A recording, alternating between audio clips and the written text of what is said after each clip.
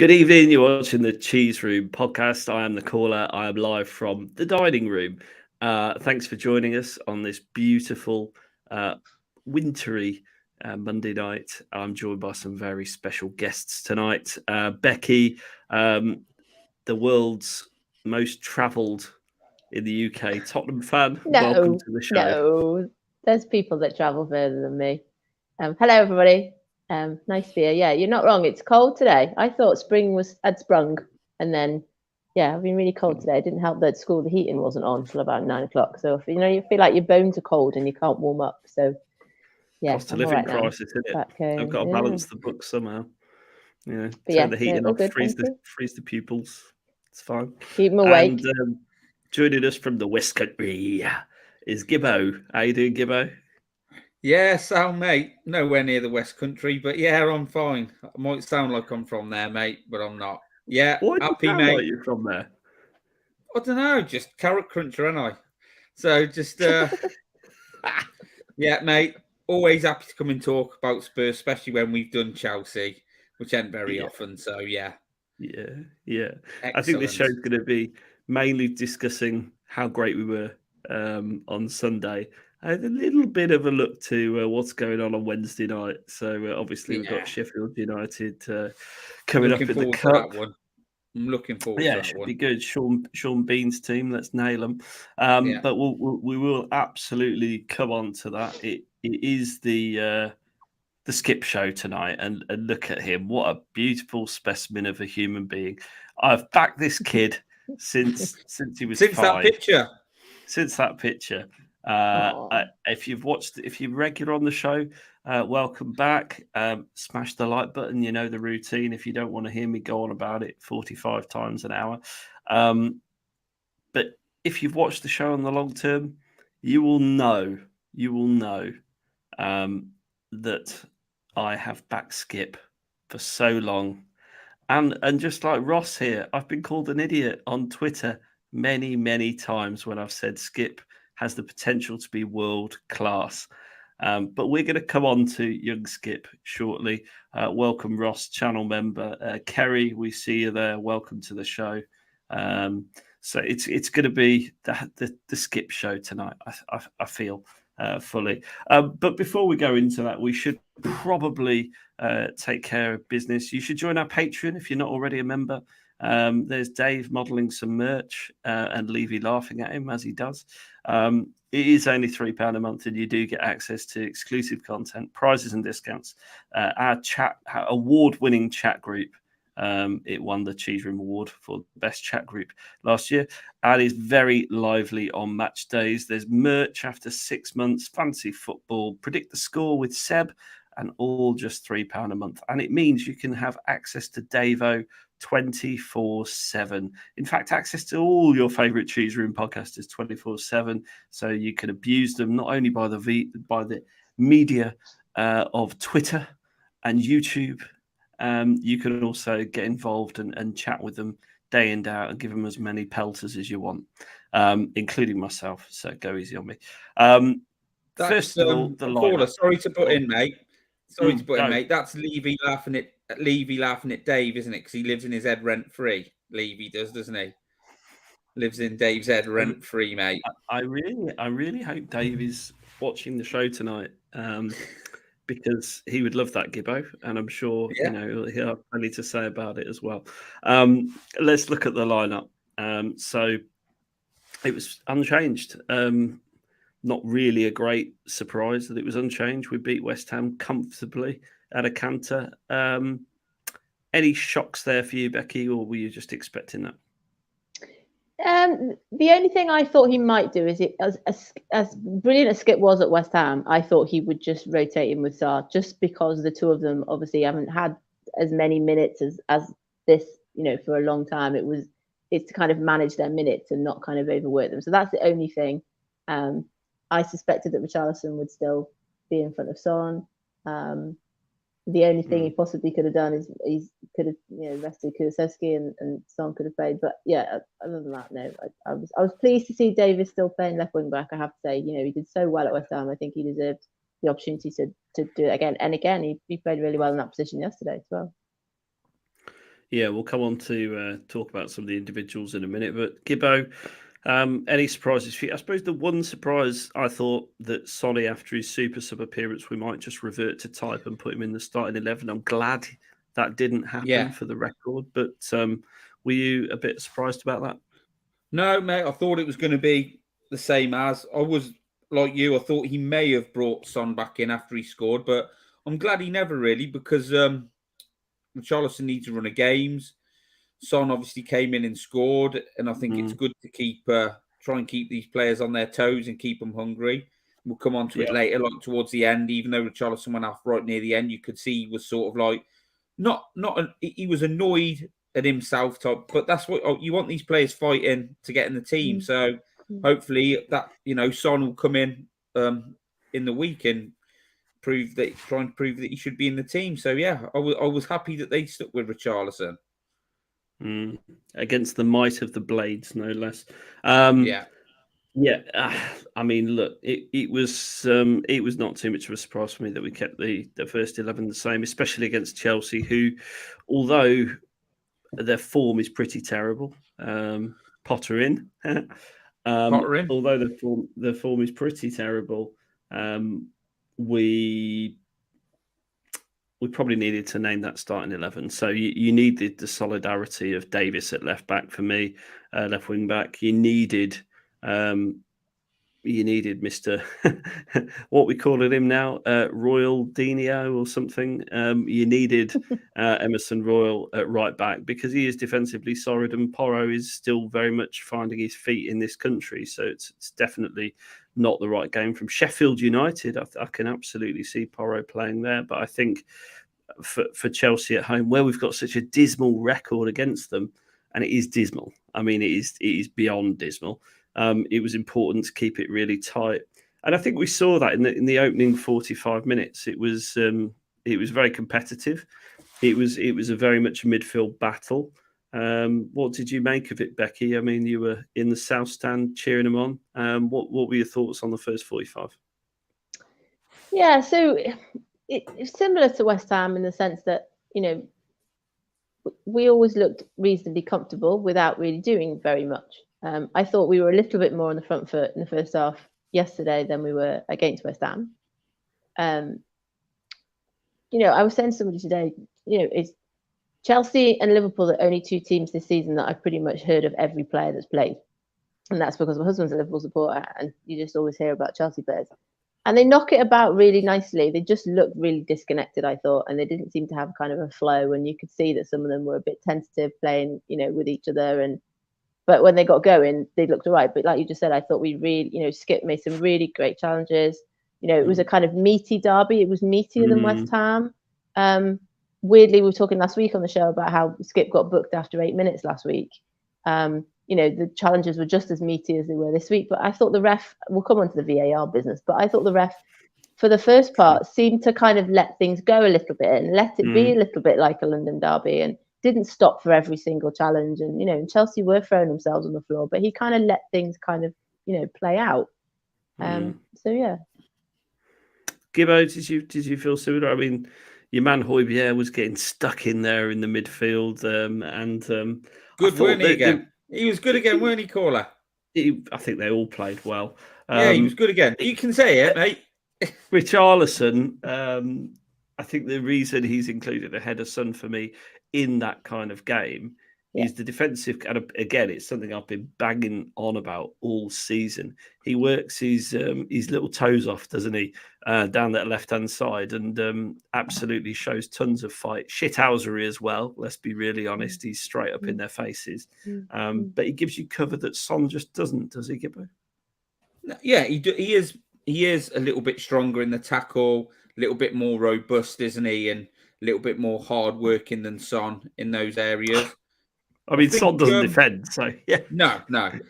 I mean, I think if you had to pick bang on form, both of them, you're always going to pick Son, aren't you? And I would, and not worry about the defensive side. I think it depends on who you're playing. I think it depends on who you're playing. I mean, he gets stuck in. He does get stuck in. And I thought yesterday in the first, I didn't feel it was pretty even, but I didn't feel sort of like usually when you play against Chelsea, and they are good on the ball and they keep it well and they knock it about. But I didn't feel like they had any sort of real. They got no target up front, have they? They've got no focal point. And sort of like, even though when you're watching it, I get a bit edgy and you're like, oh, and I'm sort of like getting a bit self-wound up about it. But I never really felt massively under threat. And I said that to Jack. I didn't think that they had a real chance that was like a fingertip save. There was a few where Forster just caught it, or he was, he seemed like to catch him out of the air, and it was never sort of, Lloris normally in a game when it's a tricky game and we do well, he normally makes a couple of early saves, and then you think, right, that's settled us, we're okay. There wasn't really and there wasn't really a West Ham. Now, is that because of the defence? Or is it because Forster's got a bit more of a presence? I don't know. I think West Ham are shocking. That's why we never had it against them. But even like the save that Forster made from Sterling, I'm not saying he made too much of it, but I think it was reasonably comfortable, wasn't it, really? He sort of took off a bit, but it was, But, I'm not saying, I don't want to say they haven't got a lot of attacking threat, Chelsea. They seem to have a lot of the ball and don't go anywhere, do they? So, and I think the penalty, the Sterling penalty incident that wasn't, that was probably the most nervy I got, because I thought it might get turned over into a penalty.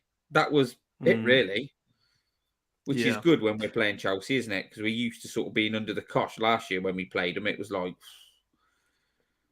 I mean, it was hard going. It was never a pen, was it? No. But I think the save that you're talking about was Forster sort of parried it, didn't he? From but yeah, I mean, that was the only time as well you really saw the defense kind of having words with each other. Davis was kind of like, looking like this at Dier, and it's the only time you really kind of saw them sort of questioning each other. A lot of it was the kind of fist pumps and the chest pumps and the sort of picking each other up off the floor, and that kind of team spirit that you saw at City. That was good, wasn't it? Seeing that that's come into it a little bit more than we have seen lately, isn't it? That type of 2 clean sheets back to back, 2 clean sheets back to back against in London derbies, which is hard. Well, it is hard. No matter how bad you think West Ham are, they went and stuck 4 past whoever it was the other day. They can score goals. And there was City before that, you see. It's just the Leicester game in the middle is this weird kind of blip. The Conte effect, maybe. Maybe we'll discuss that in a little bit. I know you've discussed it on your weekday show, midweek show, Gibbo. But first, I know you'll want to wax lyrical about something. Go on. Your man hit the post. Congratulations. Should have gone in. I won't wax lyrical about him hitting the post. It was deflected, to be fair, wasn't it? It was a deflection. It deflected off was it Fofana, the kid that came on? Deflected off him. Got into a good position. Obviously, I don't, if it hadn't have hit him, I think it had been quite reasonably comfortable for Kepa, maybe. But that was really only real chance of the first half, wasn't it? We were all talking in our group at halftime about all the stuff we'll go on to in a minute that was happening, like tackles and fouls and refs are not having a clue what's going on. And then I was like, what about our shot on goal? Because really, chances were few and far between, weren't they? Yeah, it doesn't even count as a shot on target, Gibbo, sadly. No, obviously at the post. Yeah. I mean, I thought that was in, to be honest. I actually thought the ref had blown for a free kick on the edge of the penalty because that was right in front of me. Because a couple of players collided and went down. I think probably a key moment in that first half was Thiago Silva being taken off injured. He tried to hobble on, bless him, but his 39-year-old knees couldn't take it. It was an interesting one. It's like a clash, Kane versus 3 defenders. You might not have seen it from your end, Becky, but you've probably seen the replay. What did you make of that? I've seen the photo of when they're all kind of, is that the one where they're all tackling Kane? There's like 3 of them all sort of like trying to, that one, I think, yeah, he tried to carry on, didn't he? And this is when Chelsea seemed to go down for everything, didn't they? They were sort of and it weirdly, my friend was saying that, to see Chelsea kind of time wasting at 0-0 shows how things have changed for them, because that's what we saw Newcastle do. And I didn't think they really were, to be honest, but I did. He took ages for the goal kicks and the playing out from the. Do you remember that was the one where they had the foul, didn't he, on Kane? when he kicked it and he claimed Right, that the Kane second had half? tripped him. No, in the first half. Okay, When I he didn't kicked it notice. away and he claimed that Kane had caught him and he went down. And then Oh, he gave yeah, a drop ball. We seem to have like uncontested drop balls. There's about 6 or 7 of them. That shows the type of game it was. Terrible. The ref Yeah. was terrible. I mean, he What, was 'cause utter. he And was then woeful. Kepa was Utterly just sort of holding it, and then as soon as Kane came to me, then pick it up. So they weren't rushing, you know, the Yeah. play.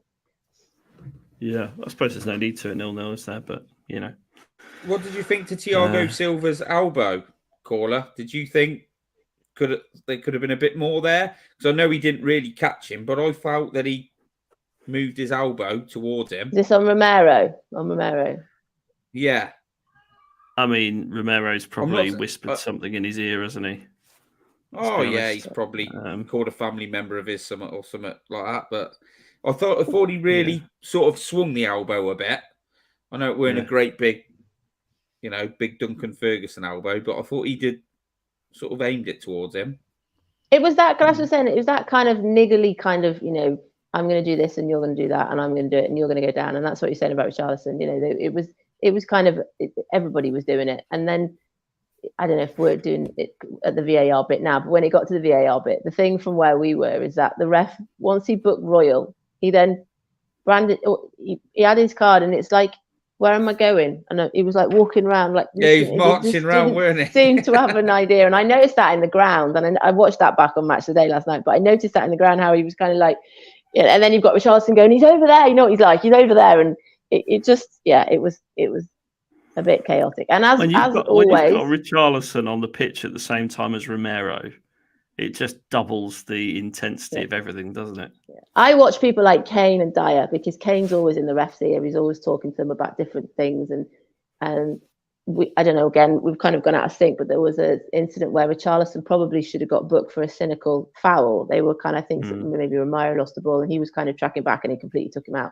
And he didn't get booked for that, but he kind of pointed to something earlier on to say, "Well, you didn't give that one." And so it was a kind where it was getting more kind of niggly, and it was kind of going out of control. And it just, we know nothing in the stadium. You know, everybody stops. Like I said, I'm watching Dier and Dier's kind of going like this, and then all of a sudden it comes up purple. The VAR's going on, and let's talk about that. Let's talk about that. The VAR incident. So obviously it really kicked off at that point, didn't it, Gibbo? So I mean, from where I was sitting, I saw a bit of handbags. It was a scuffle. You can't really see much when you're in the stadium. You're not close enough. Having the benefit of John sending video replays to the WhatsApp group was good. Yeah. And I didn't think it was a red card when I saw it. Let's have it clear, because I think you've got, I can't remember which players it was, but I think I'm right in saying it was Romero and was it Royal pushed? Pushed Dier so they're having slapped him around the head or something. Yeah, they're having the melee, aren't they? And then Emerson sort of comes over and sort of like walks barges past, barges past him. And then, to be fair, Ziyech hasn't pushed him, or hasn't punched him, hasn't really slapped him round the face, but he Just has. A tickle.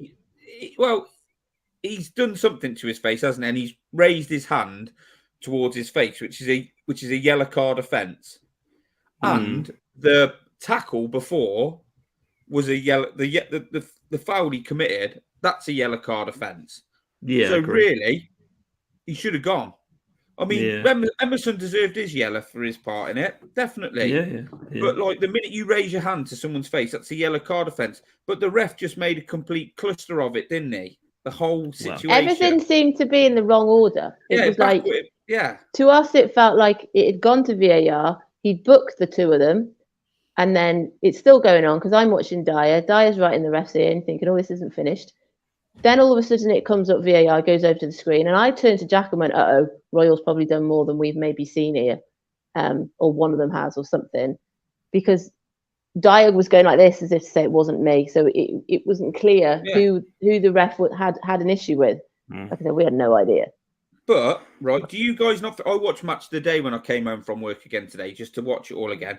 And when Ziyech got his red card, there was no great Yeah, he pulls off his tape, doesn't he? Off his fingers. He just sort of put his hands up in the air and then walked off and put his. So he knew in that his reaction, because I think you can always sort of tell from reactions, like if a penalty is given away or something, you can usually tell by a player's reaction unless they're really clever. But his reaction to me sort of thought, threw his hands up, it's ridiculous, but he knows he sort of banged to rights for something. So whether it's the hand to the face or the tackle before he should have had a yellow in that, he didn't really kick off about it. So for me, he thinks, whatever I've done, a yellow card, a red card, sorry, and isn't bang out of order. So I think whether they give it for the 2 yellows, but it's just the ref made such a cluster of it that it was just ridiculous. I don't really understand what happened with the ref, because I thought he's clearly had the instruction, because there was a massive pause. Then he sends him off. So you think, well, VAR have obviously told him it's violent conduct, so he's raised his red. And then someone else must have said something to him. Go and have a look at the monitor. So then he goes and looks at the monitor. I just don't understand the order of events. Like, when I watched it earlier, Ziyech gets sent off, and he does the bit that Becky's just said, takes his tape off, walks to the touchline, and when he gets to the touchline, like the fourth official sort of walks to him as if to say, "Hang on a minute, mate." Yeah. So whether the referee's given the red first of all because somebody's maybe even the lino, or he thought he slapped him in the face, because he talked to the linesman as well before he. I think. I can't remember it happened so quickly, but he walked over to the linesman, like near us in the south stand, before he did anything. So very strange. Very strange. The whole thing was very strange. But do you know what I think makes it even sweeter? That they had 11 men on the pitch and we still beat them 2-0. Yeah. Because they'd be hiding behind that one. And the one that he did get booked for wasn't the worst tackle of the game anyway. Like I said, there was a Richarlison one. Romero was going in for some meeting charges. Skipp was. It didn't feel like really it was the worst. When like when you get to a point where there hasn't been bookings, and then your first one, usually he's like, well, you've done 3 and that's it. It didn't feel like that deserved to be the first booking. Yeah, I think, Beck, what happened was I think the free kick was given against Havertz. So Havertz commits the foul, and then as it was Richarlison, wasn't it? It's still going. Then Ziyech wipes him out just as the foul's been given. So it wasn't the first foul, but still he still wiped him out, whether it's the foul's been given or before or not. Do you know what I mean? I said, I texted my friend at half time, and he said in reverse, if it'd been one of our players sent off for what had happened, we'd feel a bit hard done to. So I thought that was a fair kind of reflection of, okay, I know sometimes you do want to play against 10 men, sometimes you don't, but he just sort of switched it around as if to say, if it had been the other way around, we'd have been a bit disappointed with the decision. So how good was Romero in that first half? I thought second. I thought he's right on the edge, and he plays right on the edge, and he was good. He was solid. He made some solid tackles, and he was up for it.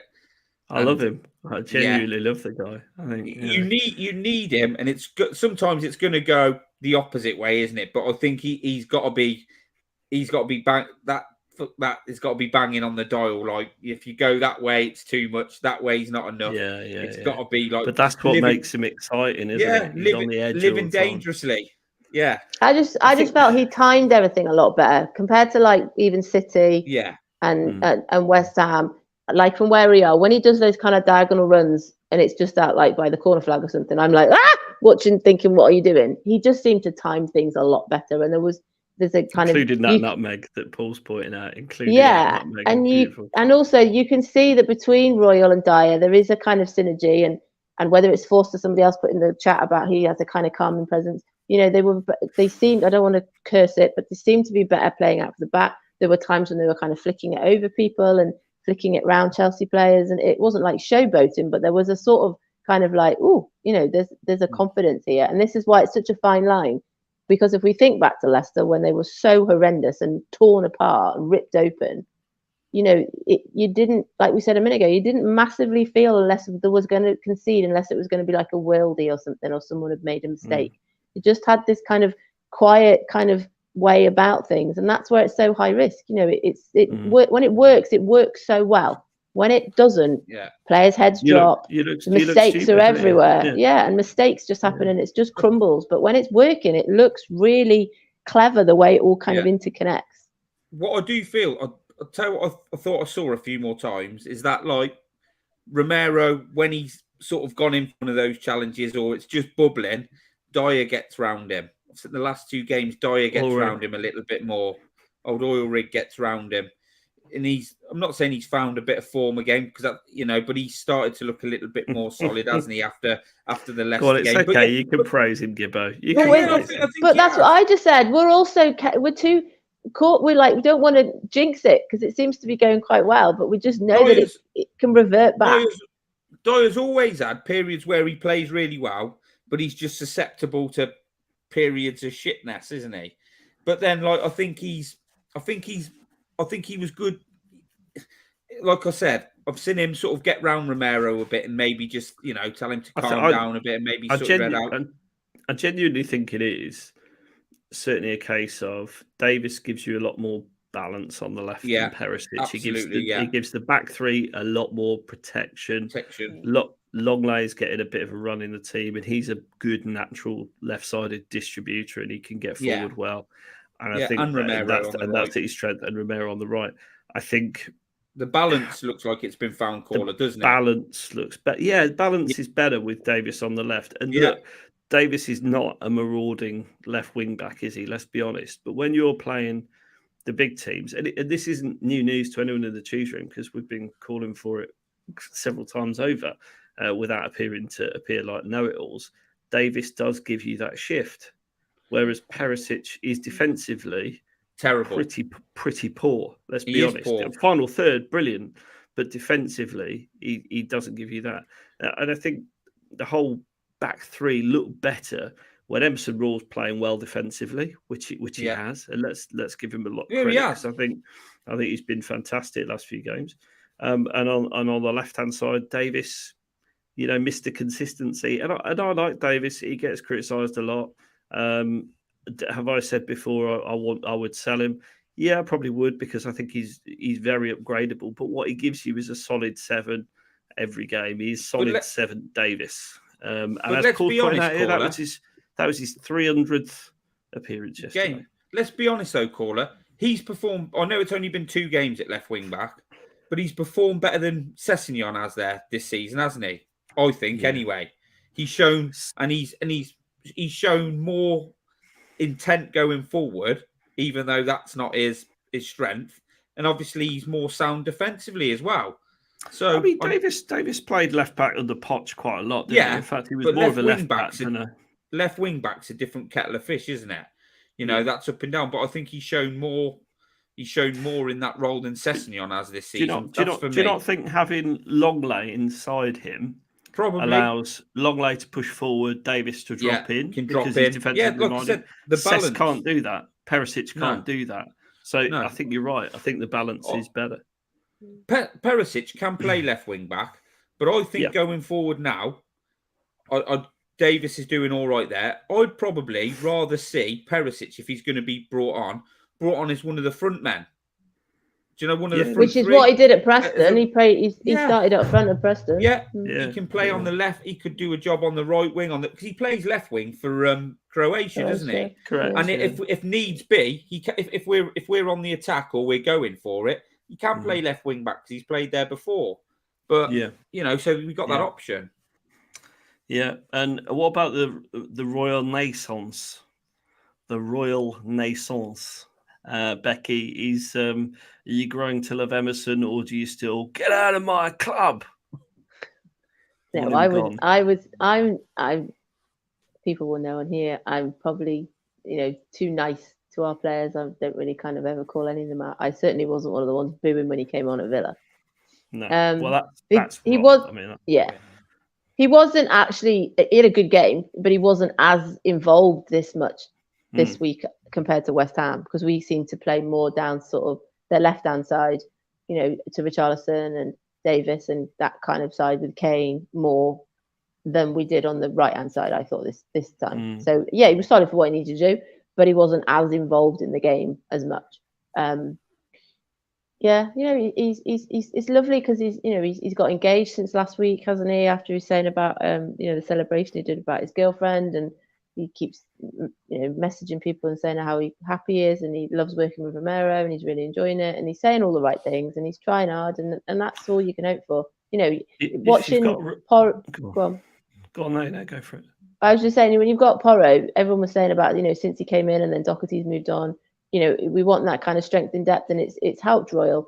But interestingly, Porro came on the right wing when he came on Sunday, so it wasn't even a like for like swap. But yeah, he's trying hard, he's doing all the right things, and long may it continue. Helps having Romero inside him. I think Porro on his debut, he was inside him. Tanganga, that's right. Yeah. Couldn't pass wing Tanganga, could he? Yeah, he's not great. The communication wouldn't have been there, I think, as well, because I've said this last week about language and being able to communicate. It's a bit harsh on Tanganga, to be honest, because you're comparing a world-class centre back with a guy who's come through the academy very recently. Fairly recently, he's been injured an awful lot. But let's talk about another academy prospect that's come good for us, shall we, Gibbo?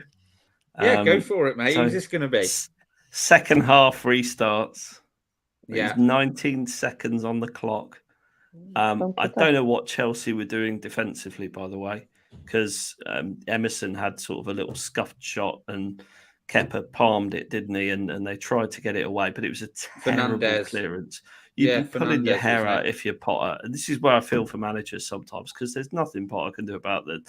A bit like when we make a defensive clanger, to clear it like that is just shocking. Premier League players, but no one foresaw cometh the hour, cometh the skip. Oh no, one person did foresee that. You must have seen that coming, caller, all day long. Yeah. Well, look, I've always been a fan of Ollie Skipp. I know lots of people who watch the show are. I have defended him vigorously on Twitter at times and said, I think he's going to be future England captain, etc. He's the player that we thought Harry Winks might be one day. But I think Skip's got it all. And look, it was a great strike. If he's honest, that probably comes off 1 in 10. But what game to do it in? It bounced up nice, didn't it? Because he was so strong. You're right. It came from the kickoff. It was a nice little turn from Richarlison that kind of passed it over, and then it went to Royal. And you're right. My Jack was like, "What are they doing? Why have they done that?" Kepa had the ball. He should just picked it up, and it kind of like scuffed it away. And Skip was so strong to get to that ball, just to get the ball, not necessarily with a chance of shooting. That's how he's playing. We were saying this on the ground. The second balls are back. There were no second balls at Leicester. There weren't second balls at Villa. The second balls, that kind of desire to get the ball back. He was doing that. It bounces up nicely for him. And it's such a shame that the ground was only about 2/3 full because it happened straight after kickoff. Because it was just the roar for when it had been full would have been absolutely amazing. Yeah. And the way he celebrated as well, he was so delighted. He needs to work on his. Kelly hasn't scored before. He needs to work on his celebration. He kind of ran to the corner, and then if you've watched it back, Romero just kind of dives, doesn't he, on the top of a lot of them? It's almost like a kind of big like melee, and it kind of pushes into the stands. He was just so delighted. It was really, really great. It's beautiful to see, young kid, academy prospect come through and do that. And look, for me, I've said it all along. If Skipp can stay fit, if he can get a run of games in the team, he will show a lot of people wrong because he is a class act. Anyone who's followed him for a long time, from the under 23s forward, you will see that he's a quality player. He's the reason Norwich got promoted. Go and ask a Norwich fan. He's a classy player. He can do it all. What people have said he can't do is finish or strike offensively. Well, he's proved them wrong there as well. Now he's got to do it consistently. That's the truth of it. He's got to make use. One person's misfortune is another person's good fortune, right? So look, Bentancur's out till bloody Christmas. We're going to need Oliver Skipp. We're going to need Sarr. We're going to need him, playing well and playing consistently. And of course, the Danish heartthrob Hojbjerg. We need them all to be playing consistently. There's And look, only one Danish Hojbjerg and heartthrob. Skipp. The Danish heartthrob unfortunately moved to United. That's the Danish heartthrob. I mean, Skipp and Hojbjerg work, I thought, really well together. Gibbo, I don't know what you thought, but they sort of bounced off each other quite well. And look, having an experienced pro like Hojbjerg next to him is really going to help Skipp. I'm not taking the piss. I know you love Hojbjerg. I know he thinks he's a very average player, but he's going to help him though. He's an international, got tons of experience. It's going to help Skipp's game, right? Yeah, I mean, they're both very committed, aren't they? Which is what you need in that area of the pitch. I think they've both got a little bit more on the ball than people give them credit for. And the thing with Ollie Skipp is he's in this team now. He's going to be there for the. I think. I don't think Bissouma will get much of the season. Bissouma's on crutches. Yeah, they're talking about him being out for the rest of the season, aren't they? So Skipp's got his chance now. Now Skipp's a young lad who's coming in. He's got lots of promise, so we should enjoy his good performances and praise him. But if he's going to have performances that aren't as good, and he's going to struggle.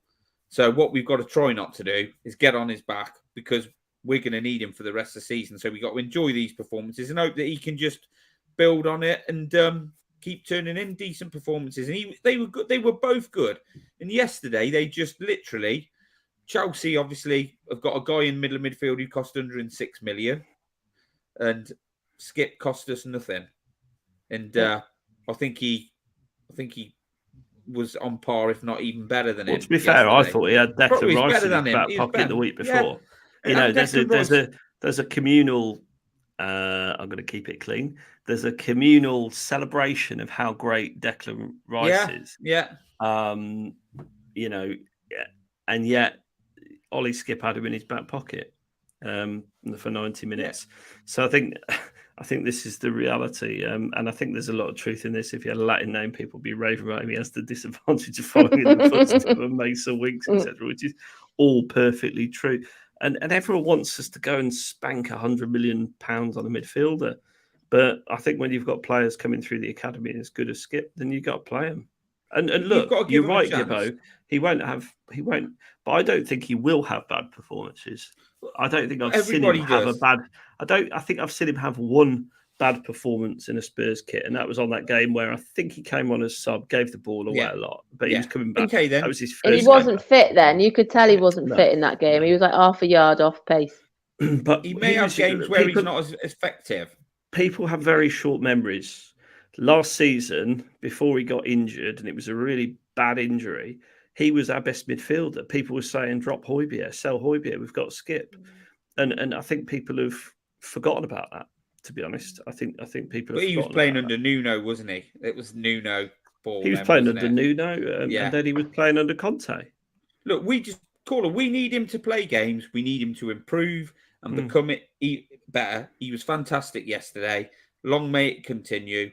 And he's going to get the games, and he's got the chance to prove himself now, hasn't he? And let's hope he does. And he was really good yesterday. But there's going to be games. The only trouble is we can't really change up our midfield now, can we? Well, that's what I was just thinking. I said that earlier about managing minutes and about Sarr, and we don't want it. We've got to kind of be careful how we kind of. People said like that in the ground. We've got a squad now, but we still tend to keep the same sort of players. It's use them a little bit. If we, when the game's over, make changes and that sort of thing, so that we manage people. So that, because if we get another injury again, then we are snookered. There you go. Yeah, all true. He was playing so well, and then got injured. And I remember seeing a slide like Spurs with Skipp, Spurs without Skipp, and our win percentage was much higher with Skipp in the team. And this is all the stuff that people with short memories forget. But someone tweeted me yesterday. They were saying that when Bentancur was injured, and it was, as we feared at Leicester, it was as lengthy as it was. We were really concerned about how we would be without Bentancur. Now, don't get me wrong, we want him playing, but we're not feeling the effects of not having him as much as we anticipated that we would, if that makes sense. Skipp doesn't strike me as the type of player that will get phased by any game. he's in. No. Very grounded. Very grounded. He just seems one of those. Well, he looks about 50, doesn't he? Yeah. He's only 23? Yeah. He looks He's about definitely 50. got an old head on his shoulders, hasn't he, Caller? Definitely got old that. bald head. But I can relate to that. Grey in my 20s, I can relate to it, you know? But I think I'm not in my he's that 20s type now, of player. just to be clear. And, you know, he's going to have to. He's going to have to play well, isn't he? You know, he's going to be in there now for the rest of the season, probably. So now I can relate to that. I can relate to that strike because I tell you, Tuesday, 8 aside, and the people who are playing will tell you I've got witnesses. I banged one in like that, so I think that was an omen. Who was in goal though? Did you have like a Spanish international keeper in goal, or was it? He may as well have been. He's a gooner. Yeah. Steve, chap I know. He really, he's a very good footballer. Bloody good keeper. Really good keeper. And I'd had 3 that against an ordinary keeper would have gone in. But he kept them all out. So I just hit it as hard as I could. And honestly, the swerve on it, he had no chance into top. I couldn't do it again if I tried. First to admit it. But it looked very similar, went in very similarly to Oliver Skipp, including the flailing keeper. So what did you do the same celebration? Yeah, really confused. Like I never scored. What do I do? Where do I run? What happens next? I've never done this before. What's happened? Yeah, exactly right. And you know, I suppose it was an omen. All I'm saying is I'm playing again tomorrow night. Scored 2 goals last week in a 2-2 draw. Just saying, still got it at the age of 41. And if I bang another one in like that, I'm going to say Skip's going to score again. You should record these football matches you go and play. Do you know? Because you're always scoring worldies or doing something. None of us get to see them. Someone said to me, you should strap a GoPro to your head. Yeah. Might impede my ability to head the ball slightly, but there you go. Yeah. Well, after that, I actually felt in control, which against Chelsea, I've got to be honest, I never felt in control of a match against Chelsea, even when we're winning. But they were playing so well, Spurs, so much fight in them. It just felt like we were in control of it. Did you think we were going to lose from that point, Becky, or did you feel that like that? No, only if there was going to be some error that we couldn't. You know, João Felix, he's busy. You know, he's everywhere. He's got that kind of. He's allowed to just be wherever he wants to be, and you can see that. But again, I was saying on the way back in the car, there weren't any like real like shots. There was a few where they kind of flicked them over the top, and there was that one, wasn't it? I think when I can't remember who it was, it ran in with Forster and he kind of dived down and caught it. But there was no sort of, you know, really nervy moments. You know, both wing backs did really well with people. They were kind of pushing Chelsea out wide, so they were struggling to get crosses in. You know, there wasn't really anything of note. So no, not really. But it's great to get the second one. They had one moment where Forster had to come off his line quickly, and dive right in front of Havertz. Yeah, I can't be honest. I did panic slightly because Forster was very, very slow off his line. Like I read it like about 3 seconds before he even moved. So I was so grateful that he got out and got down to it. Yeah, and that's the only one. I was sat right behind it, and it looked like it was in slow motion. I have to be honest. Well, he is 6'7", mate. I doubt he does anything in. He's a big lad. He'd have kept He's a out big my old shot. man. No big doubt old about unit. it. He's massive. You wouldn't want to be stood next to him in the showers, would you? Let's be honest. And then obviously Son came on for Kulu, Richie onto the right, and then within a couple of minutes, we're winning a corner. You know the rest. Sonny, corner over, Kane at the back, cheeky little flick on from, I think it was Oil Rig, wasn't it, Gibbo? Yeah, it was Oil Rig flicks it on. Oil Rig, I like that name. Why are you calling him Oil Rig? Why have I missed that? What? I don't get that. He turns like an oil rig. Ben. Right. So like Maguire with the fridge, with the fridge thing. Right. Yeah, I see. Turning to kind of an oil rig. And oil tanker thing. Right. Okay. Yep. Yeah. And even the flick on wasn't brilliant, was it? Because it was behind Kane. He had to kind of like flick himself back, didn't he, to flick it back? Yeah, it's like a little spider kick, wasn't it? And sort of like it's behind him, and he does what Harry Kane does, and took it very well. And obviously, I sit in the North Stand. We're having such fun with the Chelsea fans because they were just going home. gone, but they were just going home. And they even showed our match today, didn't they? Them clearing them out. It was beautiful. But Kane scored a couple like that this season, hasn't he, where he's peeled off the back post. I know they made a lot in match today about how Sterling was marking him, but it was a mismatch. But I can remember at Wolves where he peeled off the back post and he scored there and he scored a header. There was Newcastle where Trippier ended up on top of him. There's a few this season where he's kind of pulled back post and kind of, proper poacher's goal. And, and he ran right to us, right the corner that we were at as well. Yeah. Did you get some footage? I did, yeah. Oh, there we go. I haven't got it. It's not on the thing, but I did, yeah. Of the celebration. I got to skip again on that as well. Yeah, he's a beautiful man. So many times. He was good yesterday. So many times. Very good. Very good. You look at his heat map, he was everywhere and spraying the ball out. He's in that deep role where he's releasing Richarlison and Kulu a lot. Kulu had a quiet game again, which is a slight worry. Maybe you take away that as a slight worry, because I think he could have done a lot better up against Ben Chilwell. I thought he had the beating of him and just didn't look confident enough to go past him enough. Side note, how nice is it to be on the end of it where we're waving goodbye to the Chelsea fans? Because the number of times, I hate Chelsea. I hate Chelsea with an absolute passion. One of my first girlfriends was a Chelsea fan, and her dad was a Chelsea season ticket holder. And when they were peak Mourinho and Abramovich was spraying money like Gibbo sprays fields in his spare time. Yeah. And honest to God, I had my nose rubbed in it every single week. So I'm so happy that we're not on the receiving end and we're giving it out for a change. Going back to Kane, that's the 9th consecutive season that he scored 20 plus goals as well. Yeah. Well, he's the man, isn't he? He is the GOAT. Yeah, he is. Best forward in the world for me. Best all round forward. But yeah, we were singing about it, whether it was we were singing about whether it was a fire alarm. Is there a fire alarm? Well, is there a fire alarm? Leon's it for the first time. I mean, they've got some money's worth on that pitch and on the bench, Chelsea. But they are average, aren't they? As a team at the minute, they've spent all that money. You forget that Lukaku's out on loan, isn't he? Surely, he's got to be a better option than Habits. Better option than anything they've got up front. Or Babby, he bangs. They won't play him over. But so you've got Lukaku and Aubameyang, who have scored goals in the Premier League.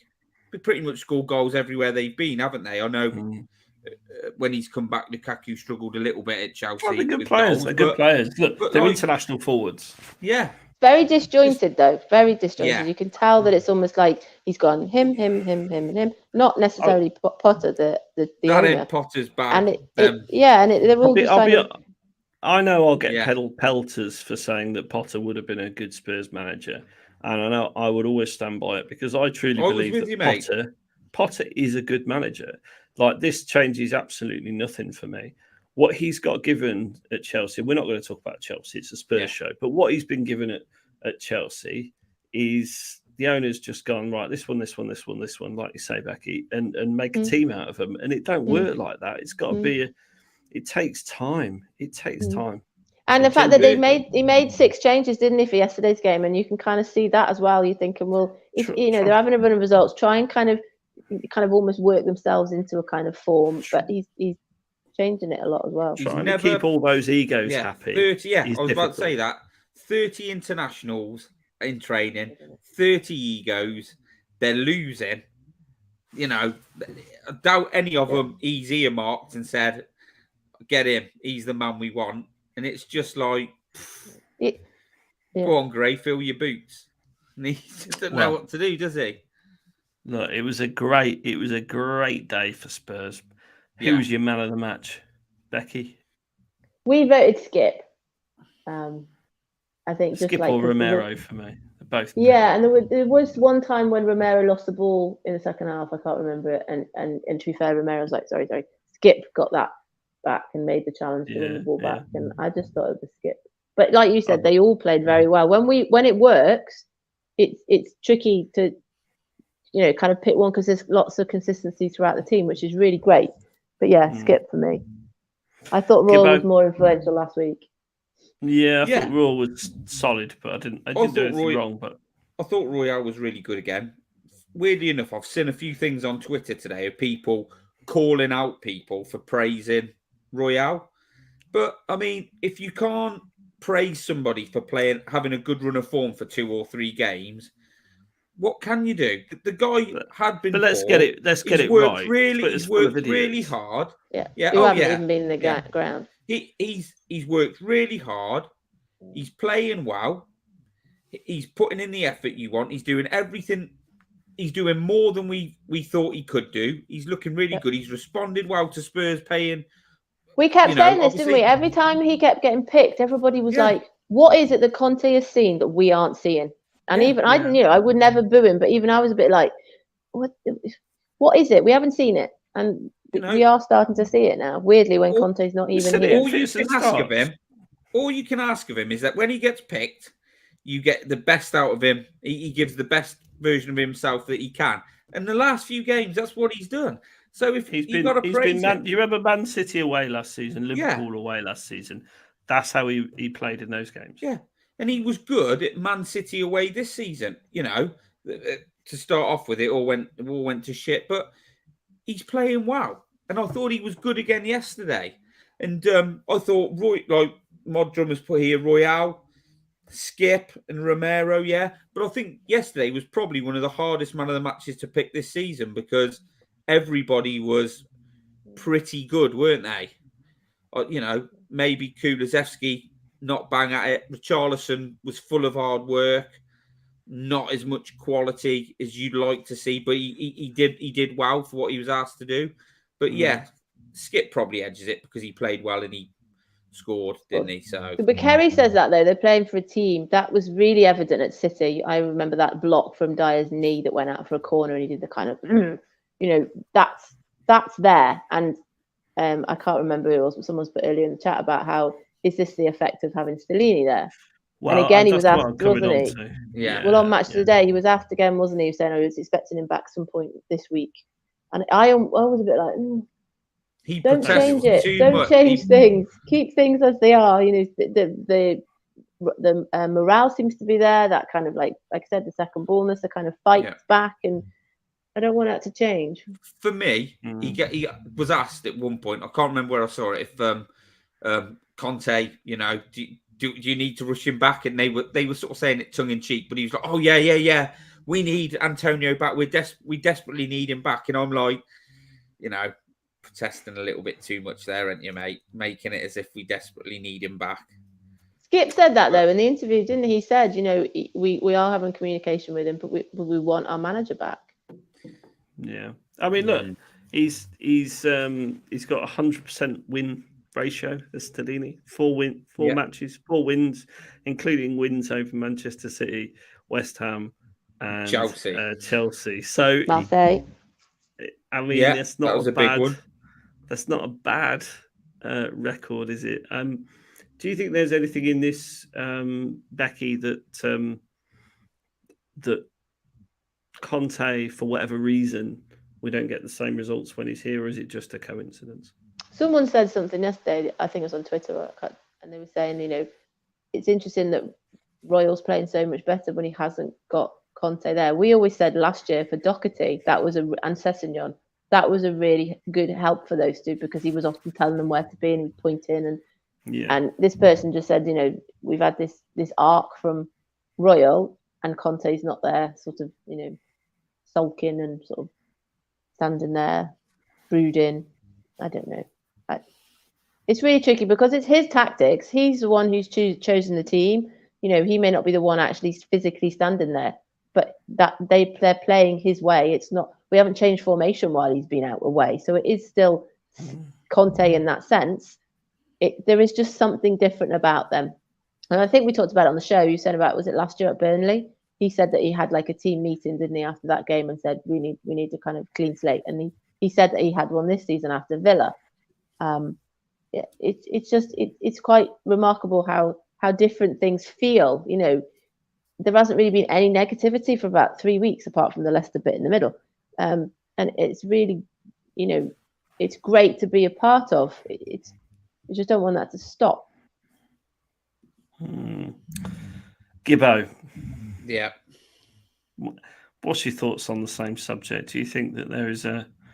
Do you think that it's Conte? I don't know. Doesn't get the best out of us. Let us know what you think in the chat. Pop it in there. Let us know. Is Conte? Oh my god, I can't believe I'm saying this. Is Conte the problem? There you go. I think Conte is a massive character, a massive personality, and I think when he's there, his voice is the main voice, and it's do it you need to do, as I say. And I think maybe the players feel a little bit freer. Maybe this probably isn't the right word, aren't as scared. And I think as well that Conte has had a lot gone on this season. And we keep saying these things, but he's lost 3 people, like 3 close friends. He's obviously been ill now, which is why he's away, and his family are over in Italy. And I think if you work with it, at the end of the day, they're human beings, and if you're working in that environment and he's sort of transmitting out there that I don't know if I'm going to be here, I don't really know if I want to be here, that rubs off on players. They start the uncertainty. We said this before. The uncertainty is a big deal, and this is why there was a phase. I remember Sam Matterface, I think, asked him maybe after the Villa game, and he wouldn't answer it, would he? And he kind of walked off, and he had that press conference where he was very babbly, wasn't he? And it's like, well, you aren't answering the question, which is why it keeps getting asked back at you, because you won't say either way, one way or the other, what's going on. And that's why people keep asking. Now, he's then since been ill, so people have stopped sort of asking, is he going to still be here at the end of the season? So it's kind of given him like a reprieve for a bit. Yeah, because I mean, I don't think Conte's the be-all and end-all. If Conte leaves, Spurs will go on. And what I didn't want Poch to go. But in the end, Poch had lost his spark, a little bit like Antonio has lost his spark, or of recently, maybe for different reasons. But that's what happened with Poch. And in the end, he had to go because he lost his mojo, he lost that spark, and the players stopped responding to him. And I think possibly that could be what has happened with Conte. And as is said in the chat, he may come back refreshed. And the players may have had a little break from him, and they may start responding to him when he's back as well. But until Stellini's come in, and I think Paul said in here, players are taking responsibility and they're stepping up and taking some leadership. But I do think Conte's, until obviously under Stellini, it's been different. But I do think Conte's, I don't want to say attitude, but his demeanour and how he's come across has I always think that players and teams mirror the coach. And when we were good last season, at the end of last season, Conte was vibrant. He was all in. And I think Conte's got to be all in to get the best of his players, because that's what he's about. And I don't think he had been as of late. So hopefully we will get that. But, people, and the one thing that really, really winds me up is that people I've heard saying, Spurs, we can't lose Conte, we can't burn another manager. But Spurs haven't burned Conte out. He's had stuff outside of football that's gone on that's possibly burnt him out. Spurs, Levy or Spurs, the club, that's not the problem. Conte's just in a place where he hasn't been in a good place, has he? No, so, and let's be honest. And that's reflected in team performances, I think.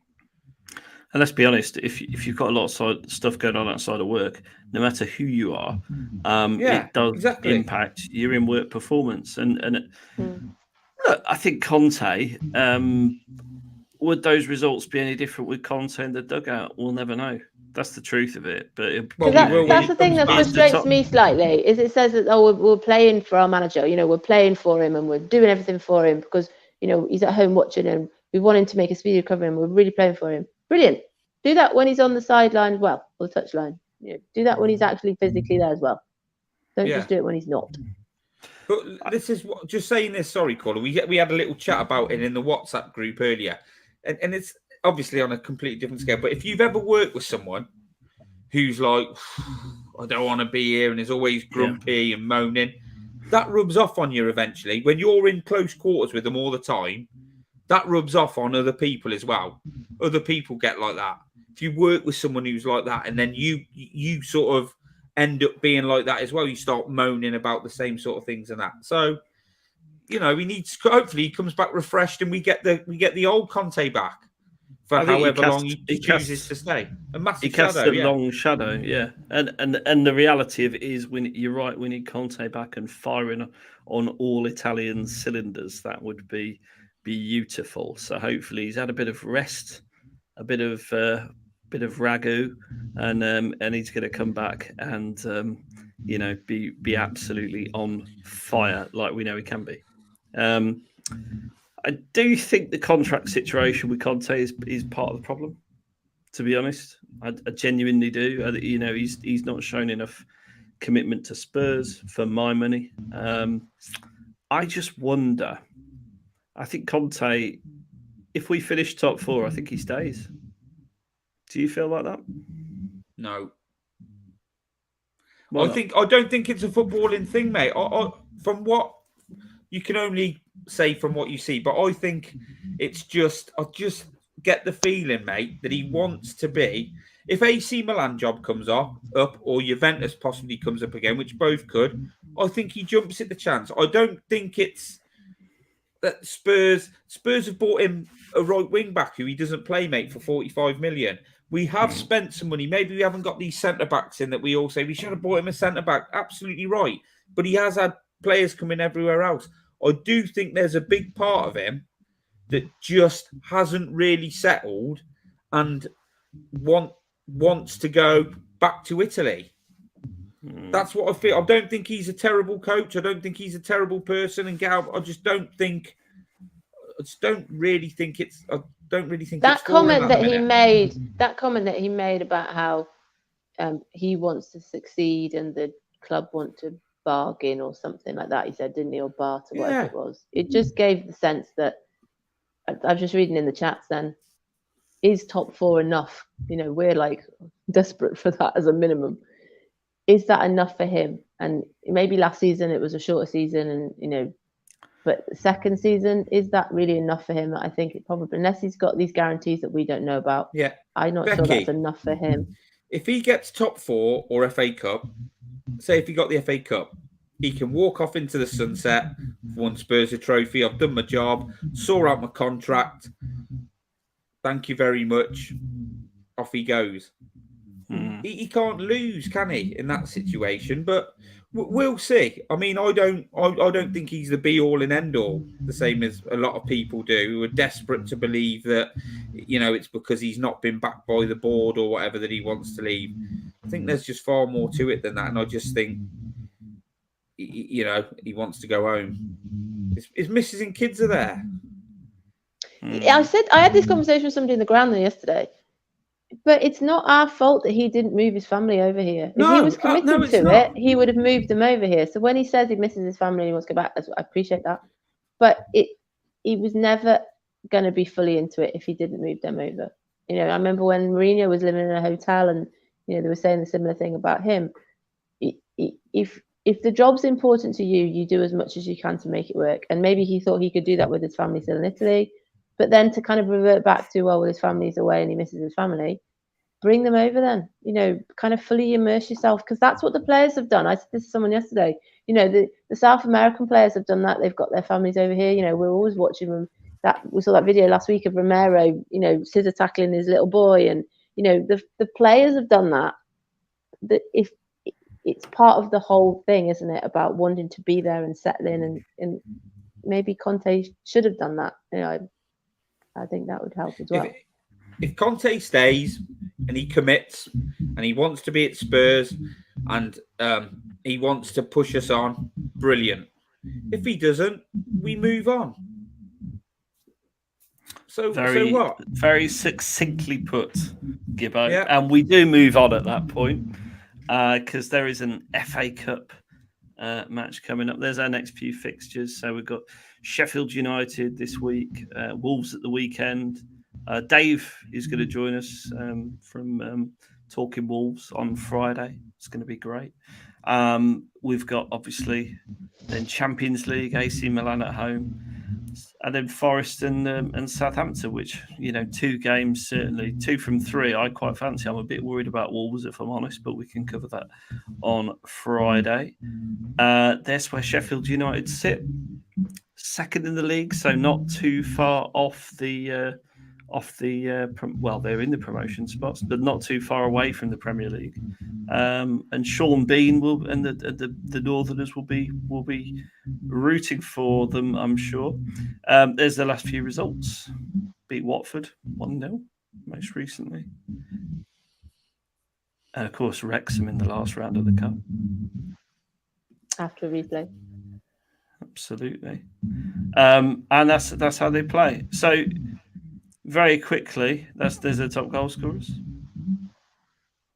McBurney, the one to watch. And some possession stats. Looking forward to this one, Becky. You going? I am. Yes, I am. I'm hoping it's not a repeat of Middlesbrough last year. As great as that was going up there and meeting Joe for the first time and the atmosphere and all that, that was just, I've read in the comments, we went with a reasonably strong side that night, and Kane and Son were non-existent.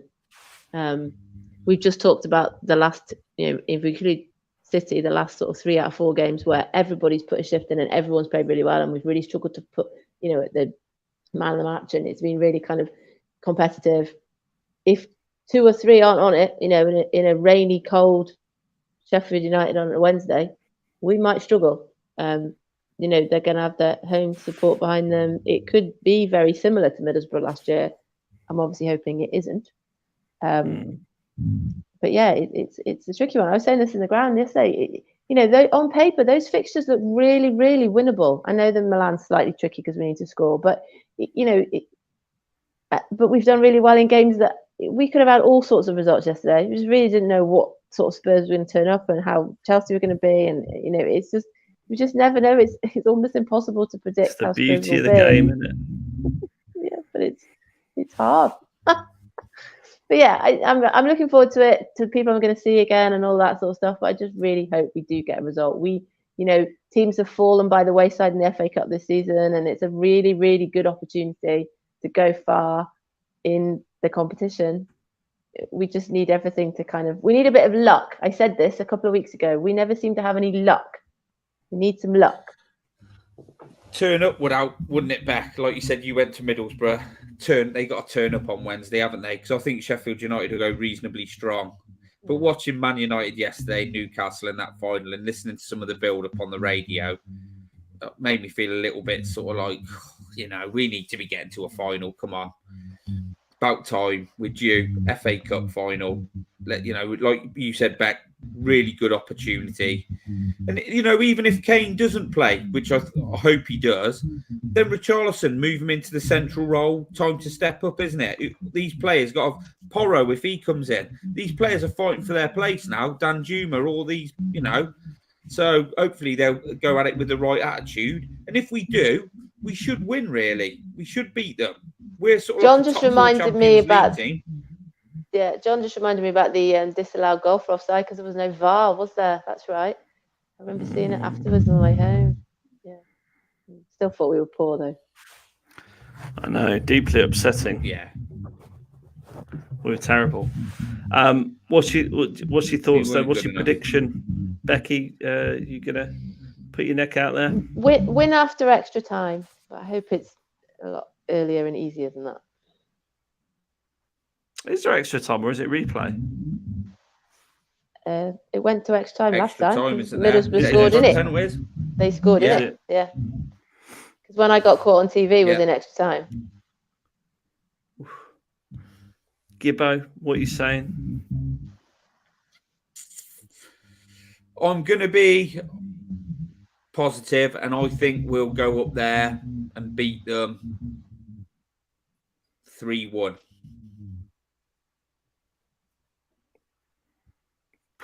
I'm going to agree with you. I think we will. I think we'll get a little bit of a scare, and I foresee that we will win quite comfortably in the end. I do think this could be our year on the FA with the FA Cup. I hate saying Richarlison's due a goal, caller. Yeah, but you need him to score in the Premier League, don't we? I mean, he's scored in the Champions League, hasn't he? But he's got to break that Premier League duck. I think that's what worries me. He's not scored. I know he's not played a lot of games, but he's got to get off the mark in the Premier League. So I hope he keeps his spot away at Wolves. I think we'll need him at Wolves. I am very, very worried about that game. They're playing lovely football right now up there. 3-1. And who's going to play? Do you think he'll rest anyone, rotate a bit? I think Sarr might come in. I think Porro might come in. I think Sanchez. Romero doesn't tend to play the FA Cup games. Yeah. He didn't play at Preston, so it might be Sanchez or Tanganga. Yeah. Gibbo, any thoughts on lineup? I just want him to go strong. I listened to the lads in the pod, and I think they were right. I'd like us to go strong, get in front, and then make the changes. You can make 5 subs, do that. I think they were bang on with that. Yeah, no, I agree. Well, look, I'd like Richarlison to get on the score sheet. Yeah, Danjuma, play Danjuma, free Danjuma. I'd like to see him get a run of minutes. I would. I don't know where he comes in though. He played up front, didn't he, at Preston? He came on. You could put Kane on the bench, Richarlison up top, potentially, but I don't think he will. I think Kane will play. But yeah. Options: Sonny, Danjuma, Kane up front, maybe. Perisic. Got loads of forward options, haven't we? Yeah. Oh, Lucas, yeah. John's just reminded me we've got Lucas. Who's completely forgot about Lucas, yeah. The laugh says it all, Becky. Yeah. Not for me. Don't play him. Don't risk him. Good stuff. Well, are you back on Wednesday night, Gibbo, or is there a break? Or no, Wednesday night we're meant to be doing an instant reaction show. So if I can get somebody to jump on with me and come and talk about the game, I will do. Sure I don't want to do it on my own. So how far Sheffield United? We'll drag someone in. About an hour and 20 minutes. Hour and 20 minutes. That's like being round the corner then. Not too bad at all. Yeah, Craig's going as well. Craig's going as well. Plenty of cheese room presents will be at the ground. Pleasure having both of you on. We're going to wrap there. Thanks for watching. Make sure you hit the like button. Drop a comment even if you're watching this on replay, drop a comment. We read everyone and we will, of course, reply or heart the best ones. Pleasure to have you all on. Gibbo, thanks for joining. No, mate. Always good to come on and talk about a victory over Chelsea, isn't it? So let's hope we're coming on every Monday talking about victories right up till the end of the season. The good news is, although your internet is a little bit patchy, it's still better than HG's. And Becky, thanks as ever for joining. It's all right. Thanks for having me on. Just saying to Adrian, the cat's just gone out, so I can't show you the cat. But that was Smudge. Hopefully that just second what Gibbo just said. Let's have positive Mondays all the way through the season. Liverpool aren't maybe the force that we thought they were. We need Everton to do us a favour on Wednesday. I said this to Jack. My Dave will be watching the Liverpool game. I'm obviously at the Sheffield United game. So I said to Jack, you'll probably have to watch the Liverpool game, but keep an eye on the Everton score for me. They've got their game in hand. There you go. We'll be back on Friday as well with a Wolves preview. Got a brilliant guest on, host of Talking Wolves. So we will see you there. Hit the like button and do remember to subscribe and share. In the meantime, come on, you Spurs. Come on, you Spurs. Come on, you Spurs.